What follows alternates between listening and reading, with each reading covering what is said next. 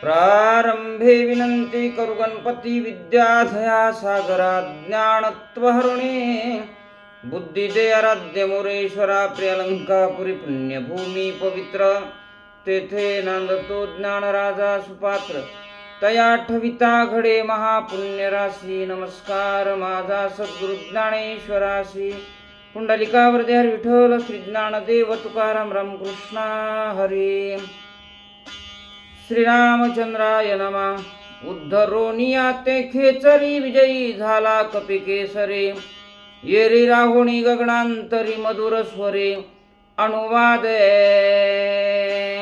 ग्रंथ करते संत एकनाथ महाराज सांगतात माय बापांनो संत सज्जनांनो लक्ष्मण शक्ती कथा प्रसंगातील अध्याय आहे। मागच्या अध्यायामध्ये हनुमानजींनी त्या ठिकाणी अप्सरेचा उद्धार केला आणि उद्धार झाल्यानंतर आकाशामध्ये ऊर्ध्व गतीला पावले आणि वर जाऊन हनुमानजींना काय बोलतीये ऐका। तुझ्या उपकारा हनुमंता कायम्या उतरावी व्हावे आता काही विनवीन तत्वता सावधानता परिसावे। अरे हनुमंता तुझ्या उपकारापासून उत्तीर्ण होणं शक्य नाही परंतु काही होईन तत्वता काहीतरी मी त्या ठिकाणी उत्तीर्ण होण्याचा प्रयत्न करणार आहे आणि त्या बदल्यामध्ये मी तुला सांगणार आहे ऐक। तू आदट दाटुगा विरहोसे कळी काळा ते दृष्टी नानिसी त्याही वरी राम स्मरणेसी अहरणेसे डुल्लत। अरे हनुमंता तू आदट दाटुगा वीर आहेस कळी काळाला सुद्धा नजरेत मोजत सुद्धा नाहीस त्याचं कारण आहे त्यावरी मुखी राम नाम मुखामध्ये तुझ्या रामचंद्र प्रभूंचं नाम स्मरण आहे आणि मुखामध्ये राम स्मरण असल्यामुळं त्या राम स्मरणात तुम्ही अहर्निशी डुलतात त्यामुळं तुमच्या पुढं विघ्न राहूच शकत नाही तरी सुद्धा मी सांगते ऐका। राम नाम स्मरणा पुढे विघ्न काय सेवा पुढे आश्चर्य देखील वाडे कोडे तुझ पुढे सांगेन।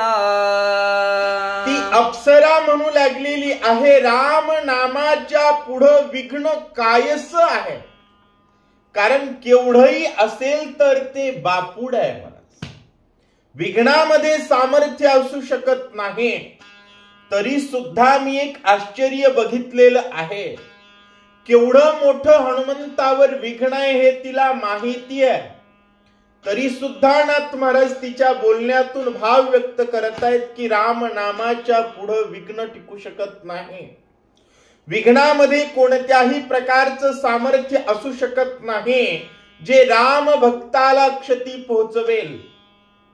तरी सुद्धा मला एक आश्चर्य वाटलं आणि जे आश्चर्य वाटलं जे मी बघितलं जे मला समजलं मी तुला सांगते। ओ भावार्थे श्रीराम भक्त नेनसी कपटाची मात निष्कपट तो कपिनाथ राम देखत सर्वत्र। रामचंद्र प्रभूंचे तुम्ही भक्त असल्यामुळं तुम्ही निष्कपट आहात आणि तुम्ही निष्कपट असल्यामुळं तुमच्या अंतकरणात रामचंद्र प्रभू असल्यामुळं तुम्ही विश्वामध्ये प्रत्येकात रामच पाहतात आणि जे प्रत्येकात राम पाहतात ते संशय घेत नाहीत ते शंका घेत नाहीत आणि जे शंका घेत नाहीत त्यांच्या अंतकरणात पाप नसतं महाराज कारण शंका संशय एवढं पाप नाही।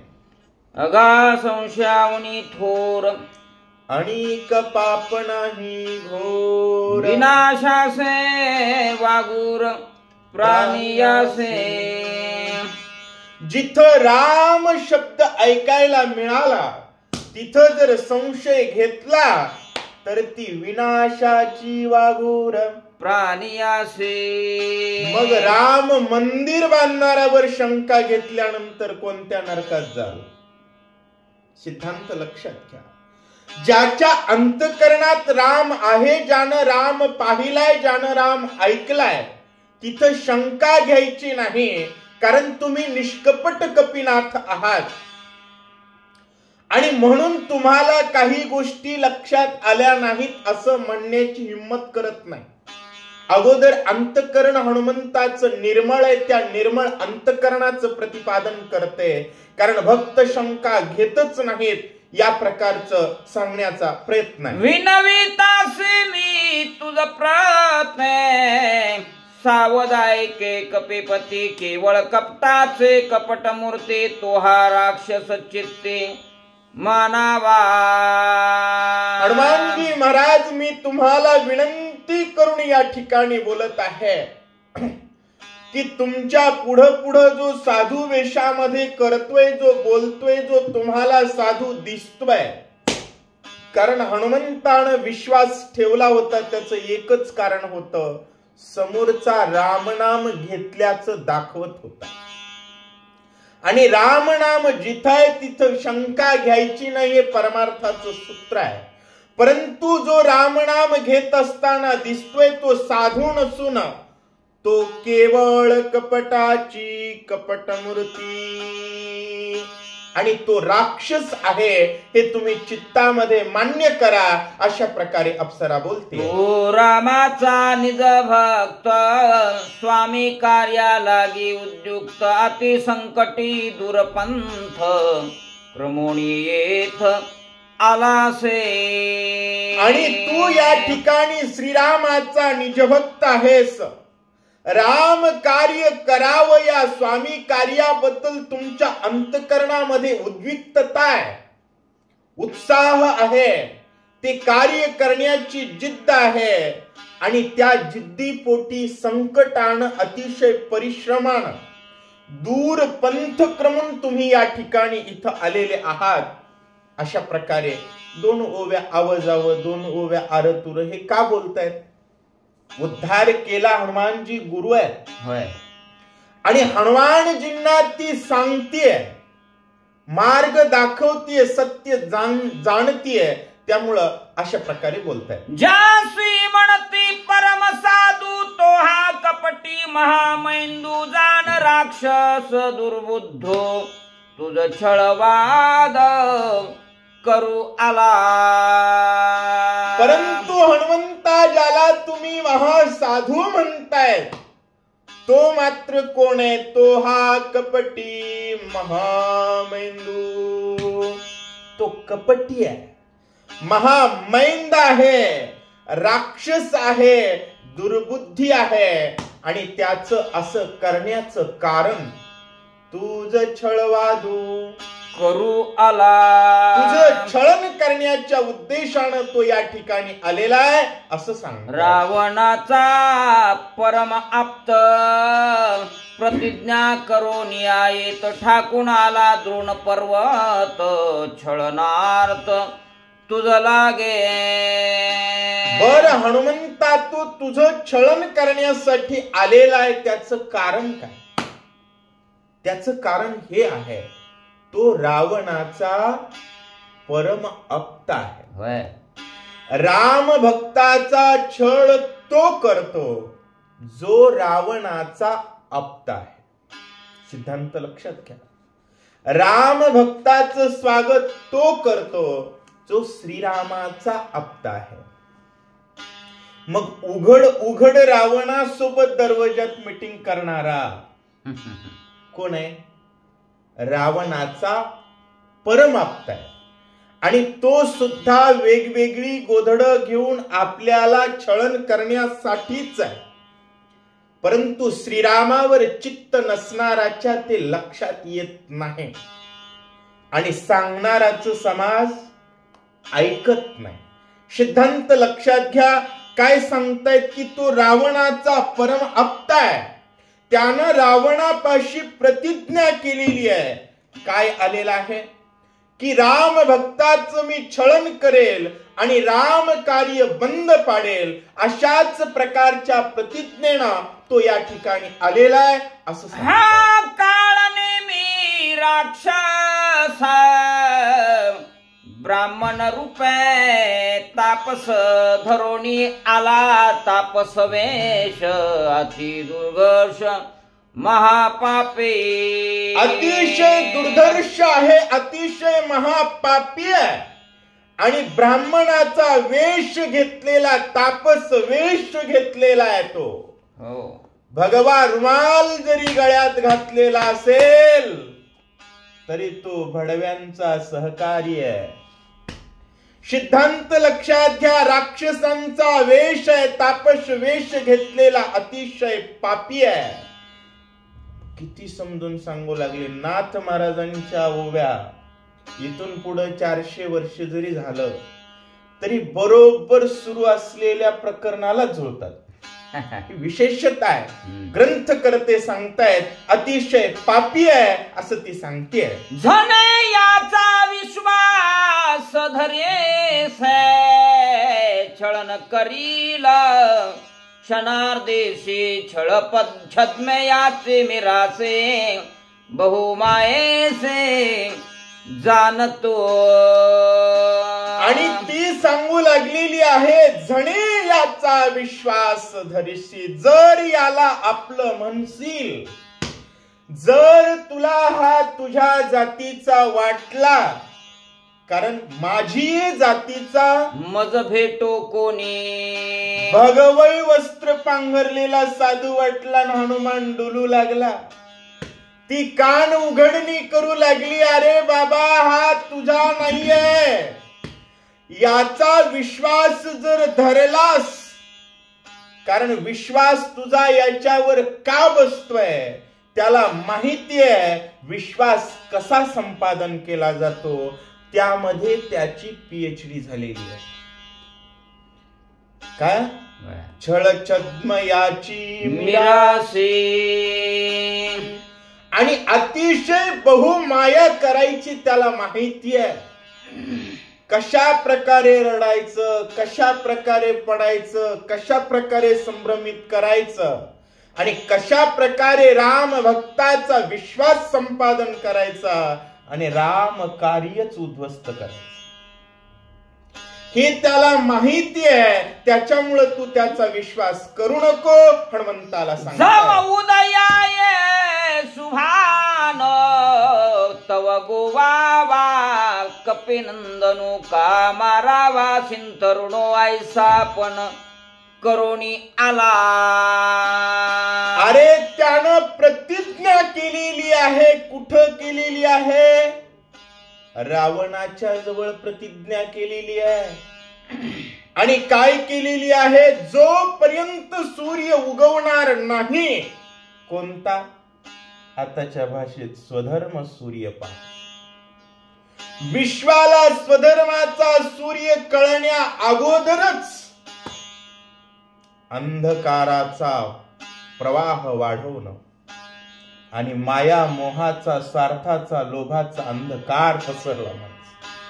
राम मंदिराचा सूर्य उगवून प्रकाश पडण्याच्या अगोदरच हे माया मोहाचा अंधार पाडण्याचं काम केलं. त्याचं कारण काय? जव उदयाये सुभानो. तोपर्यंत वानर गुंतवून ठेवायचे आणि जर गुंतवून नाही ठेवता आले, संधी मिळाली तर का मारावा सिंतरुणो. अशा प्रकारची प्रतिज्ञा केलेली आहे की राम भक्त संपवायचा आणि राम कार्य उद्ध्वस्त करायचं. सत्यमानी माझे वचन वदी पापी दुर्जन न मारिता करील विघ्न सत्य जाण कपिनाथा. आणि त्या अप्सरेनं सांगितलं बजरंग बली माझ्या वचनावर विश्वास ठेवा आणि काय करा? वधी महापापी दुर्जन राक्षस आहे आणि राम कार्याचा शत्रू आहे समजल्यानंतर एक क्षण सुद्धा लावायचा नसतो. डायरेक्ट एन्काउंटर करावं लागतो. पण कसं असतं, सामर्थ्यवान राम भक्त भावार्थ रामायण ऐकलेला पाहिजे.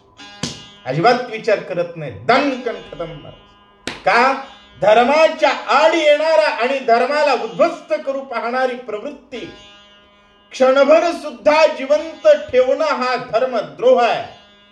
राम कार्याचा त्या ठिकाणी विनाश केल्याचं पाप आहे. तुम्ही राम कार्य उद्ध्वस्त होत असताना पाहू शकतात, यापेक्षा मोठं पाप नाही.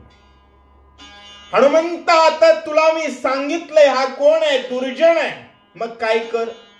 वध कर त्याचा, लवकरात लवकर वध कर, नाही तर न मारिता करील विघ्न. केवढा मोठी विघ्न आहे. मोठ्या पैलवानाला शांत बसावं लागलं. 500 एकरला येऊन नोटीस बसायली, संसदेला नोटीस दिली आहे आमच्या जागेत बांधली म्हणून. इथपर्यंतचा अधर्म वाढलाय आणि तो अधर्म अख्खा बुडातून उपडता आला असता जर तितकी ताकद आली असती तर. आणि स्वधर्माची ताकद समाजाला संभ्रमित करून संपवण्याचंच काम झालं ना, निर्णय न घेतल्यामुळे. असो, या ठिकाणी ग्रंथकर्ते सांगतायत, ती सांगू लागली वध कर याचा महापापी आहे. हनुमानजी काय करतात? बोलून सुंदर गेले अंतरिक्ष गगनांतरीचा काटला तो अंतरे कपी केशरे अति विस्मित. अशा प्रकारे ती सुंदरी बोलली. हनुमानजी आश्चर्यानं बघू लागले, म्हणले धोका तो पण मला.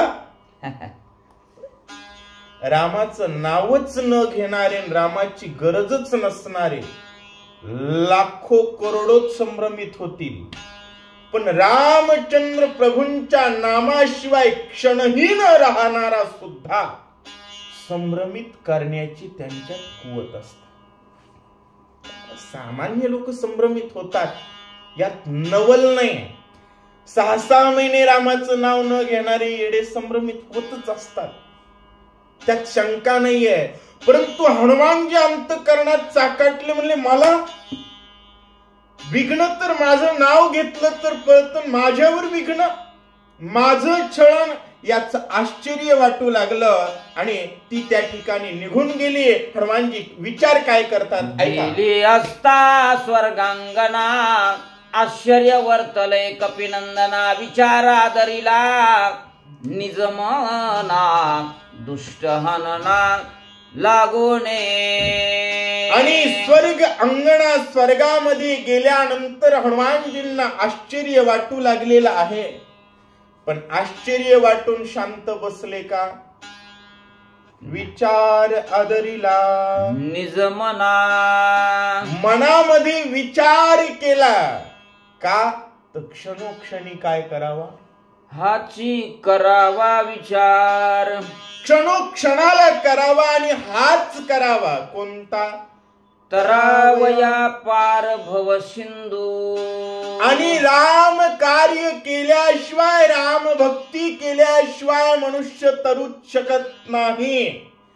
त्यामुळं मला संभ्रमित करून राम कार्य खंडित करणाऱ्याला दंड देण्याचा हनुमानजी विचार करतात. आणि काय करतात? स्मरोनी रघुनाथा राक्षस दुष्ट अवलोकिता. समूळ उडाली कपटता. श्रीराम दूताचे निभेने. आणि सबाह्य अंतर्बाह्य प्रभु रामचंद्र भगवान की जय अशा प्रकारची गर्जना केल्यानंतर आत बाहेरून अंतःकरण निर्मळ झालं.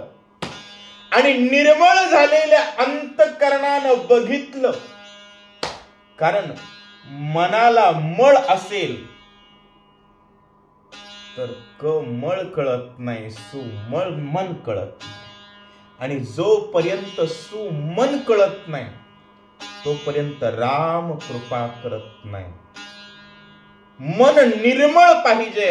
माया मोहानं लोभानं प्रयुक्त झालेल्या लोकांना साधू वचनावर सुद्धा शंका येत असते. आणि रामचंद्र प्रभूंचं नामस्मरण केल्यानंतर दुष्ट राक्षसावर नजर टाकल्याबरोबर समूळ उडाली कपटता. आणि लक्षात आलं रे हा तर ढोंगी आहे, हा तर सोंगी आहे. रामचंद्र प्रभूंच्या भक्तानं बघितल्या बरोबर त्याच्या लक्षात आलं त्याचे कपडे गोदड जे होते ना अंगावर घातलेले भगवे कपडे ते गळून पडले. लट लट लट कापू लागला. काय वाटत देखण होऊन या देही पाहणे पाहता ठाई दृश्य दृष्टत्वची नाहे द्रष्टा तोही हरपे. देखणा होऊन या देही, देहामध्ये हनुमानजी देखणा झाले. आणि देखणा झाल्यानंतर काय झालं महाराज? पाहणे पाहता ठाई. नाथ महाराजांचं वर्णन आहे मायबापांना, त्यामुळे खूप अध्यात्माची खोली आहे. रामचंद्र प्रभूंचं स्मरण केल्यानंतर दृष्टी देखणी झाली आणि देखण्या दृष्टीला सत्य दिसत. जसं काल तुकाराम महाराजांनी सांगितलं बघा कीर्तन, म्हणले अंगठी आहे, अंगठी दिसली तो थोडा ज्ञानी, क्षणिक ज्ञानी, विज्ञान ज्ञान आहे. पण सोनं दिसलं तो सत्य ज्ञानी आहे. त्यामुळे रामचंद्र प्रभूंच्या नामाचं सोनं स्वीकारल्यानंतर समोर दिसणार काय आहे? सोनच आहे. म्हणून सांगतायत की बघितल्यानंतर तो राक्षस दिसला नाही, रामभक्तच वाटू लागला किंवा रामच वाटू लागला. पण रामदूताच्या भीतीनं दृश्य दृष्टा दर्शत्वाची नाही. राम स्मरण केल्यानंतर दृष्टीला दृश्य दिसत नाही तर राम दिसतो. त्यामुळं दृश्य दृष्टा आणि दर्शन राम झालेला आहे. त्यामुळं द्रष्टा हरपला. कारण मी एकदेशी आहे म्हटल्यानंतर मला काहीतरी दिसेल, परंतु मीच राम आहे म्हटल्यानंतर जगातला प्रत्येक पदार्थ राम दिसतो. रामचंद्र प्रभूंचं स्मरण केलं आणि सगळीकडे रामच दिसू लागला असं सांगतात. द्रष्टा हरपलिया पाहे दर्शन नुरेचे काही भावनेसी ठाव नाही वेगळे काही दिसेना. राम म्हणता रामची होई जे. सबाई रामचंद्र प्रभूंचं स्मरण केलं आणि मीच राम झालो, पाहणारा रामच दिसलाय म्हणून सांगतात दृश्य दृष्टा नाही आणि दर्शन नुरेची काही. मग मला राक्षस बघायचा या भावनेला ठाव नाही आणि दर वेगळे काही दिसेना. सगळीकडे रामच दिसू लागला. नाथ महाराजांनी कसं वर्णन केलंय? तिचं शब्द ऐकल्यानंतर राक्षस पाहायचा होता, राक्षस दिसायला पाहिजे होता, पण जय श्रीराम म्हटलं रामच दिसू लागला. ही पहिली अवस्था आहे ज्ञान अवस्था. आणि त्यानंतरची अवस्था असते विज्ञान. ज्ञानानंतर माणसाला विज्ञान कळावं. इथं जर डायरेक्ट राक्षस दिसला असं वाटलं असतं तर हनुमंतजींच्या कच्च्या ज्ञानाचं प्रतिपादन झालं असतं. परिपूर्ण ज्ञान हे आहे. राम म्हटल्यानंतर हनुमानजी राम झाले आणि जग सर्व मिथ्या आहे आणि सत्य राम आहे. त्यामुळे प्रत्येक पदार्थ राम दिसू लागला, व्यक्ती दिसतच नव्हता असं सांगतात. द्रष्टा होया परिच्छिन्न तरी भासे दृश्याचे भान झालिया त्रिपुटीशी बोळवण कपट चिन्ह तेथे कैसे. हनुमानजींना तो राक्षस दिसला नव्हता, तो कपटी वाटला नव्हता. त्याचं कारण आहे अखंड राम स्मरण करत असल्यामुळं हनुमानजी व्यापक पदाला पोहोचले होते. वाटीतलं पाणी समुद्रात टाकलं तर ते समुद्र होतं. तसं एका देहात असणाऱ्या व्यक्तीनं प्रभू रामचंद्राचं भजन केल्यानंतर राम स्वरूपाची संलग्नता येत असते, त्या स्वरूपाची विराजमानता होत असे. आणि मी परिच्छिन्न आहे या भावनेचा लोप होतो. मग दृश्य कधी दिसतं? द्रष्टा होय परिच्छिन्न. परिच्छिन्न म्हणजे एकदेशी. ज्यावेळेस मी देहात आहे आणि मी माणूस आहे, मी वैजनाथ आहे असं म्हटलं तर मला बदनेश्वर दिसतील, असं म्हटलं तर मला ग्रंथ दिसेल. मी राम म्हटलं तर प्रत्येक जण कोण आहे? राम आहे. म्हणून दृष्टा होय परिच्छिन्न तरी भाषे दृश्याची भान. पण ज्यानं त्रिपुटीची बोळवण केलेली आहे त्याला कपट गोष्ट कळत नाही.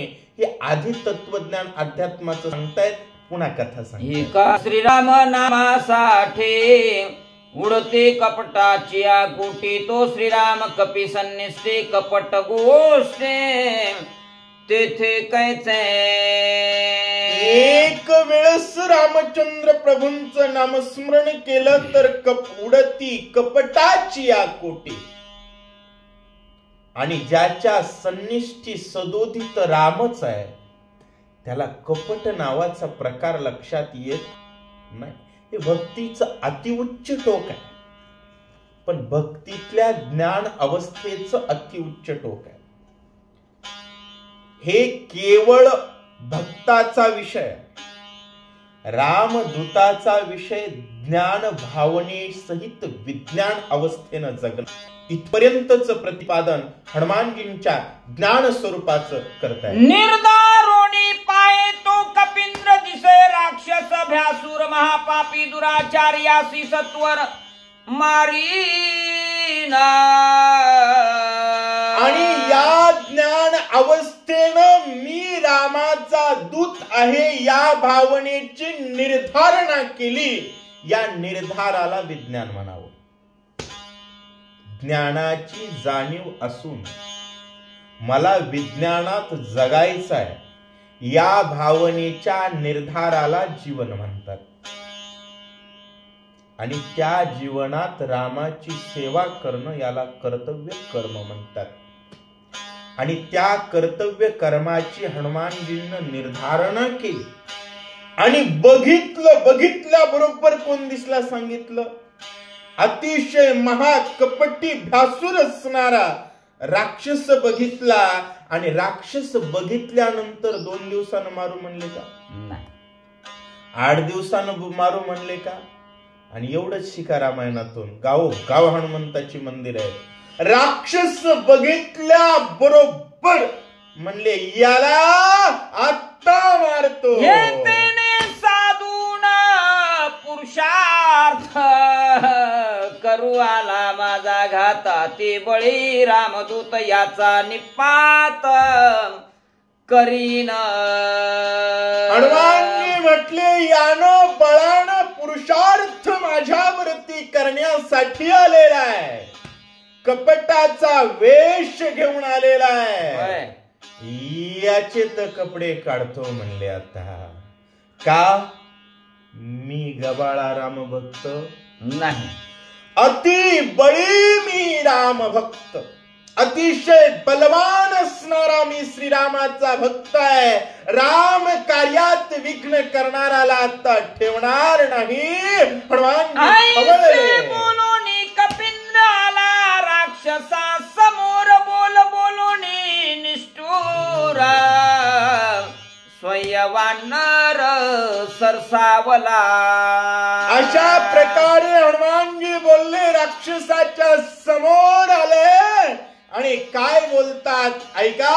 अरे पापिया निशाचरा धनी पळसी दुराचारा, तुझ्या करीन मी सहारा कपटाचारा सांडी परत. पापी असणाऱ्या निशाचर राक्षसा, दुराचार करण्यासाठी माझ्या समोर आलेला आहेस. आत्ता पळू नको, आत्ता पळू नको. एक सांगू, पळायला वाट पुरणार नाही. फक्त लोक सावध होईना झाले, नाही तर गल्लोगल्ली धरून बांधून मारतील. पण समाजाला समजत नाही, कारण समाज दुबळा रामभक्त आहे.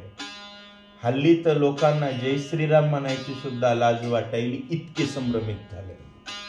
असो नाथ महाराज सांगू लागले, हनुमंतानं सांगितलं, राक्षसा आता तुझा संहार केल्याशिवाय राहणार नाही. ऋषी रूप धरोनी तापासा करू आला छळनास आता होई सावकाश करी युद्धासा निज बळे. अरे ऋषीचा रूप घेतलास आणि छळन करण्यासाठी आलास. छळन करण्यासाठी आपली रूप धरले जातात, त्यांची रूप वेगळी असतात.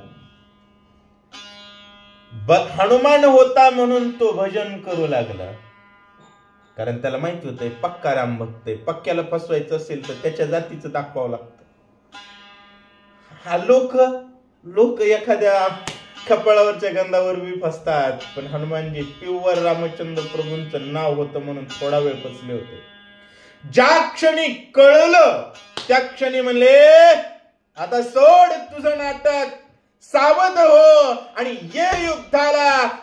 माझे हाते त्वरित अजीन वाचसी जिवेजित ऐसे दानोनी निषेध करी पुरुषार्थ निज बळे. आज तू माझ्या हातानं वाचणार नाहीस, लक्षात ठेव. असेल ताकद तेवढी लाव. ऐसे बोलता मारुती सरसावला राक्षस मूर्ती रणी जिंकावया कपी प्रति साठोप चित्ते मांडीला. बजरंग बलीचं बोलणं ऐकलं. राक्षस म्हणला 10व 13व एकदा चालत जाऊ द्या म्हणला, घोंगडी सोडली. आई कोणी कपीचे उत्तर काळनी मी निशाचर धरित विक्राळ शरीराती भ्यासूर भासता.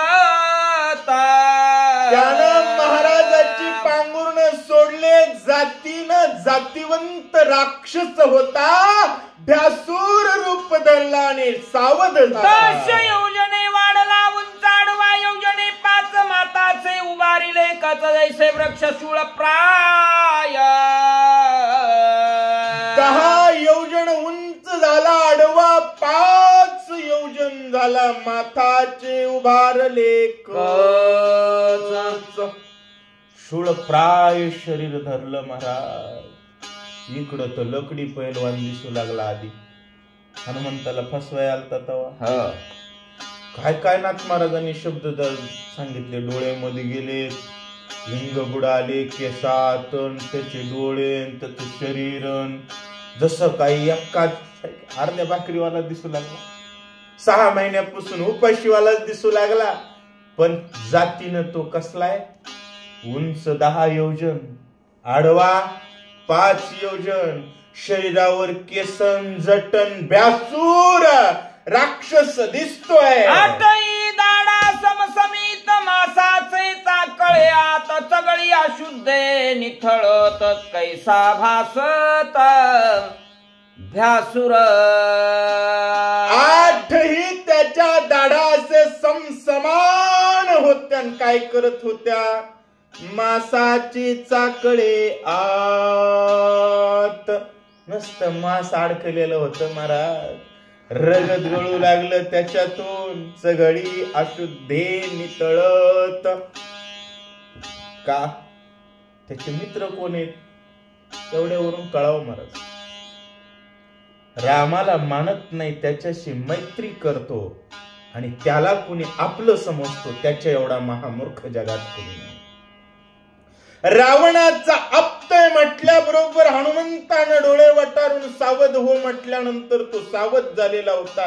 अतिशय भ्यासूर दिसू लागला. कैसा भासत भ्यासूर, कशा प्रकारचा भासूर भासतोय ऐका. म्हणतात बुबुळे खोल जैसे धगधगीत इंगळ तैसे दिसती नेत्र गोळाती विकाळ आकृते. भोवयांच्या आतमध्ये खोल असणारे बुबुळ आहेत, जशा प्रकारे जैसे